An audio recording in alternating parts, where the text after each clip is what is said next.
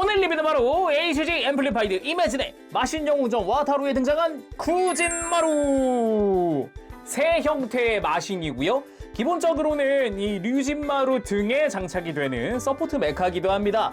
이게 벌써 횟수로는 2년 전이죠. 바로 이 류진마루 리뷰를 했었는데 그 후속작이 드디어 등장을 했어요. 근데 재밌는 점은 일본은 외판정판, 해외는 일반판으로 발매됐다는 겁니다. 2024년 1월달에 처음 출시가 시작됐고요. 가격은 엔가로 3,200엔입니다. 그럼 바로 리뷰 보도록 할까요?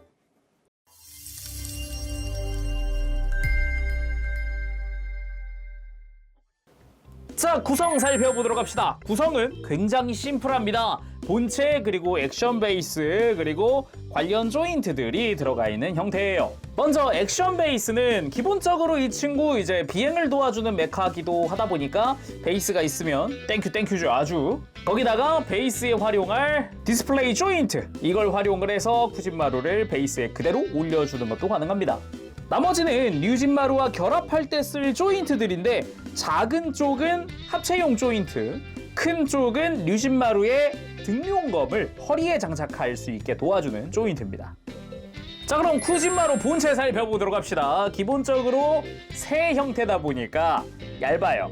날개도 얇고요. 전반적으로 좀 얇습니다. 하지만 디테일은 이제 원본과는 전혀 다르다. 확실히 이렇게 45도 각도에서 봤을 때 좀 더 날렵한 느낌의 그런 독수리 형태, 그런 느낌이기도 하죠. 거기다가 스티커를 안 씁니다. 이 작은 눈 부분마저 전부 다 파츠 분할이에요. 이쯤에서 이 쿠진마루의 원본은 어떻게 생겼나 간단하게 이미지 보고 가시죠. 원본은 그 와타루 시리즈 스타일답게 약간 SD 스타일로 해가지고 멋은 있는데 뭔가 귀여운 느낌도 나는 그런 느낌인데, 앰플리파이드 이매진 같은 경우는 날렵하고 샤프한 느낌으로 아주 어레인지가 과감하게 들어갔다는 게 특징이죠. 자, 그래서 날개 부분도 되게 샤프하게 변경됐고 패널 라인도 더 추가가 된 게 특징이고, 목의 디테일도 훨씬 좋아졌고, 그리고 뒷모습 같은 경우도 뒤에도 이제 날개는 앞뒤가 똑같은 형태고요. 그리고 뒤쪽에도 깃털 형태의 파츠가 들어간다는 게 특징이라고 할 수 있겠죠. 자, 일단 자세히 보면은 머리, 일단 눈 부분 다 분할이라 그랬잖아요. 눈동자인 빨간색까지도 메탈릭 레드로 다 분할이 됐고요.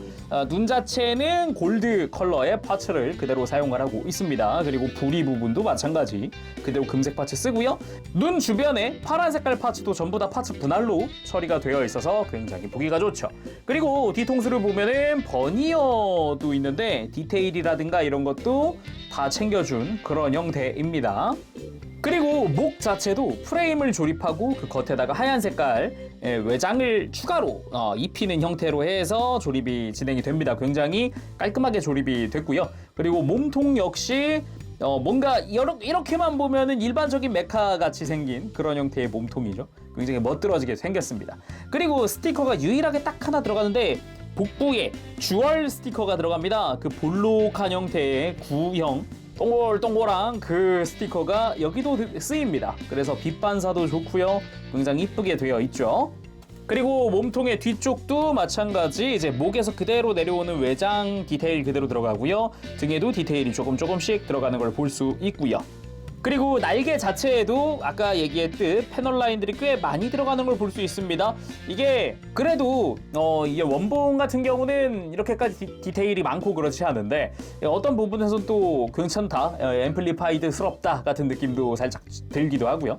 그리고 요 날개에 있는 발톱 같은 경우도 금색으로 다 파츠 분할된 형태, 그리고 고정 무장인 요 슈퍼 소닉 웨이브건 이것도 가동 가능하게 되어 있죠. 하체도 보면은 이제 골반 쪽도 이렇게 굴곡이 어느 정도 들어간 형태로 해서 좀 더 이제 멋들어진 실루엣을 갖게 됐고, 다리 같은 경우도 뭐 디테일도 디테일인데 나름 발바닥이라든가 이런 데 파츠 분할이 더 들어가 있는 부분이 있어요. 그래서 발에도 프레임이 있네 라는 느낌을 받기도 했습니다. 발인데도 의외로 부품 분할이 꽤 좋았어요. 발톱 같은 경우도 샤프하게 조형되기도 했고요. 그리고 뒤쪽으로는 이제 깃털이 휘날리고 있는 것 같은 그런 디자인으로 되어 있고요. 겉부분에 추가 외장이 달려있는 형태예요. 그래서 이걸 떼주면은 이게 별도로 이렇게 막 가동할 수도 있습니다. 그리고 가동을 살펴보면은 기본적으로 목 자체는 볼관절입니다. 그래서 이렇게 편하게 고개를 돌려주는 게 가능하고요. 고개를 드는 부분도 볼관절 외에 이렇게 축관절이 밑에 또 하나 들어가 있어서 고개를 완전히 이렇게 수평으로 펴주는 게 가능하죠. 그 외에도 몸통 쪽으로 아예 관절이 하나 더 들어가 있기 때문에 이런 식으로 목 자체를 크게 들고 숙이는 게 가능합니다. 그리고 날개 끝부분은 이렇게 접었다 폈다 하는 게 가능하고요. 그리고 안쪽 같은 경우도 기본적으로 회전하는 부분은 볼관절이라서 이렇게 날개를 들고 내리고 거기다가 축관절로 이렇게 날개를 앞뒤로 전개하고 접어주고 하는 게 가능하고요. 날개 관절 바깥쪽에도 이렇게 위아래로 꺾어줄 수 있는 관절이 존재합니다. 이렇게 날개 들고 숙이는 이중 관절이 들어가 있어요. 근데 이 안쪽에 약간 돌기 형태로 해서 드르륵 하면서 이렇게 조금씩 걸리는 느낌이 있긴 하거든요. 분명 파츠에 돌기가 있어가지고 조금씩 스토퍼 역할을 하긴 하는데 큰 의미가 있는 것 같지는 않은 그런 느낌? 그렇게 크게 막 돌기가 느껴지진 않아요. 그리고 허리 관절도 있습니다. 허리에 축관절이 있어서 이렇게 크게 허리를 돌려주는 게 가능하고요. 허리 쪽에 숙였다 들었다 하는 관절이 또 있기 때문에 의외로 허리 가동이 꽤 좋습니다. 고관절 같은 경우도 기본적으로는 볼관절을 쓰고 있거든요. 폴리캡입니다. 참고로 이 어깨랑 골반이랑. 그래서 볼관절 상태에서도 이렇게 막 들고 내리고 돌려주고 이런 게 되는데 이 상태에서 겉부분에 이렇게 다리를 벌릴 수 있는 축이 또 하나 있기 때문에 다리 자체는 굉장히 자유롭다. 거기다가 이 무릎 부분에도 관절이 하나 더 들어가 있어서 이렇게 크게 앞으로 꺾어주거나 들어주거나 뭐 이래저래 꺾어줄 수 있다랑 발목도 볼관절이에요. 그래서 회전이라든가 펴고 굽히고 발바닥도 접어주고 여러 가지가 가능하죠. 그래도 기본은 새니까 모양이 새니까 베이스 위에 올려봐야겠죠. 고관절 안쪽에다가 이렇게 앞에서부터 슬라이드식으로 끼워주면 되고요. 여기서 고개를 앞으로 들고 날개도 위치 어느 정도 맞춰서 발목도 좀 펴서 이렇게 좀 날아가는 느낌을 준 다음에 베이스 위에 올리도록 하죠.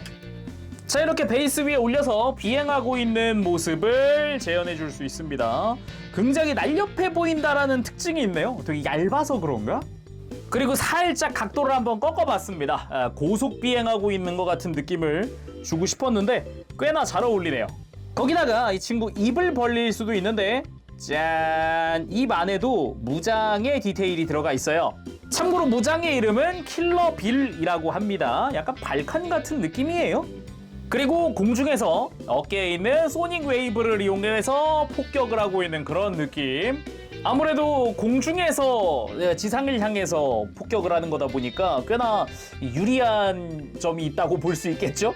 앞서 발매한 류진마루와의 비교도 한번 해보도록 합시다. 사이즈 차이는 꽤 나는 편입니다. 특히나 키 차이라고 해야 할까? 이게 높이 차이가 상당히 많이 나는 편이고요. 대신에 날개가 좌우로 넓으니까 이걸 이용해서 세우면 류진마루 뛰어넘죠. 자, 그럼 서로 합체해보도록 할까요? 먼저 류진마루 등에서 등용검 아예 이제 수납 조인트 째로 떼주고요. 떼어낸 등용검 조인트에다가 여기 추가 파츠 쿠진마루에 들어있는 추가 파츠를 한번 더 씌워줍니다. 그렇게 하면은 안쪽에 이렇게 조인트가 얇은 조인트가 생기는데 허리에 커버를 떼어내면은 이걸 끼울 수 있는 공간, 예전에 저희 리뷰하면서 여기 뭘까라고 했던 그곳 여기다가 끼워줍니다. 이렇게 하면은 자연스럽게 허리에다가 등용검을 수납할 수 있게 되고요.